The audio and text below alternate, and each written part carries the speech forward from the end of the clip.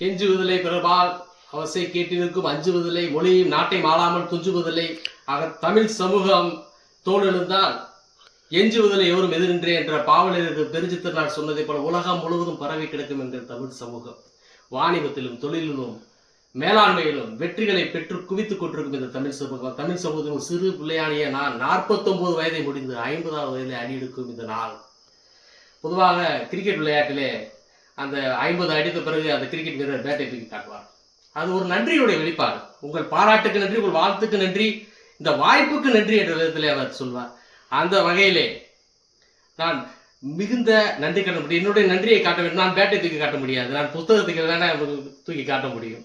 என் பெற்றோருக்கு நன்றி, என்னுடைய இல்லத்தாருக்கு நன்றி, உறவினர்களுக்கு நன்றி, என் வாரையிலும் கோடையிலும் என்னோடு பயணிக்கும் என்னுடைய நண்பர்களுக்கு நன்றி, என்னுடைய தொழிலாளிகளுக்கு நன்றி, அத்தனை பேருக்கும் நன்றி, என்னுடைய வெல்விஷர்ஸ் என்னுடைய நலம் விரும்பிகளுக்கு நன்றி, எனக்கு வானமும் சிறகுமாக இருந்த அத்தனை ஆசிரியர்களுக்கும் நன்றி சொல்ல நான் கடமைப்பட்டிருக்கிறேன். இந்த நாளுக்கு இன்னொரு சிறப்பு உண்டு. நம்முடைய சமூக விஞ்ஞானம் 4 வருடத்தை முடித்து 5வது வருடத்திலே இன்று அடியெடுத்து வைக்கிறது. நம்முடைய வாசகர் வட்டம் சிறிய வட்டமாக இருந்தாலும் எனக்கு ஒரு நல்ல அடையாளத்தை இந்த சமூக விஞ்ஞானம் ஏற்படுத்தி கொடுத்தது என்றால் அதில் எந்த ஐயப்பாடும் கிடையாது. நிறைய பேர் யூடியூப் சேனல் ஆரம்பிப்பாங்க. அவங்க சமூகத்து மேல இருக்க கோபத்தில் ஆரம்பிப்பாங்க. சிலர் சமூகத்து மேல உள்ள ஒரு அக்கறையில் ஆரம்பிப்பாங்க. சிலர் கருத்துக்களை தெரிவிக்க ஆரம்பிப்பாங்க. சிலர் பணம் செய்ய வேண்டும் என்று ஆரம்பிப்பாங்க. நாம் பாசத்தால் ஆரம்பித்தோம்.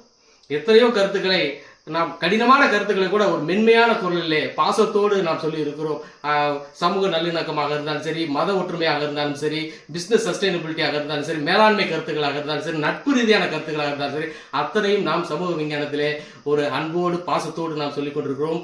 இந்த சமூக விஞ்ஞானத்தின் பயணம் இன்னும் வேகம் எடுக்கும் என்பதை மட்டும் நான் சொல்லிக்கொள்ள கடமைப்பட்டிருக்கிறேன். உங்களுடைய ஆசையோடு இந்த பயணம் தொடரும். உங்களுடைய வாழ்த்துகளுக்கு நன்றி, இந்த வாய்ப்புக்கு நன்றி, உங்கள் பிறந்தநாள் வாழ்த்துகளுக்கெல்லாம் நன்றி சொல்லி விடைபெறுகிறேன். வணக்கம். வாழ்க வளமுடன்.